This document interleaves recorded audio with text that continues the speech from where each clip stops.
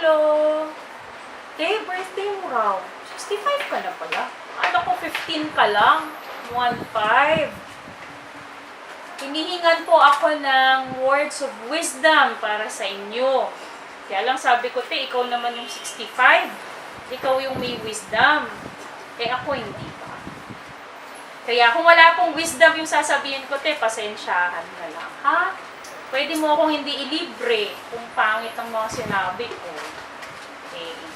Okay lang, te, kahit ako na lang yung pangit, wag lang yung sasabihin ko. At lalong wag lang ikaw.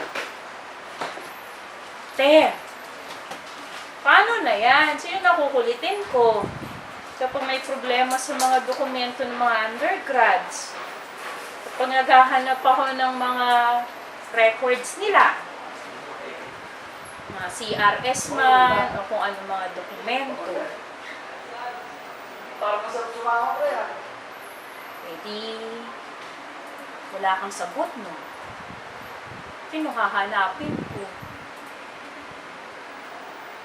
Para sa lahat ng pangulit ko, te, at sa pagbibigay mo sa akin ng oras, panahon, pasensya, at konkretong tulong sa lahat ng mga undergrad na problema, sa mga advising, sa program, sa mga dokumento, etc., etc., etc.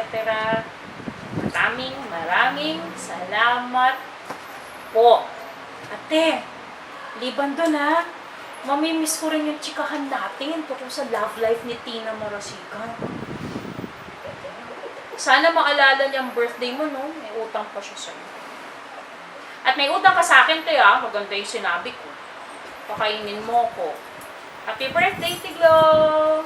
Sana mas maging glorious ka pa. God bless, Ate Tiglo. Salamat po sa lahat.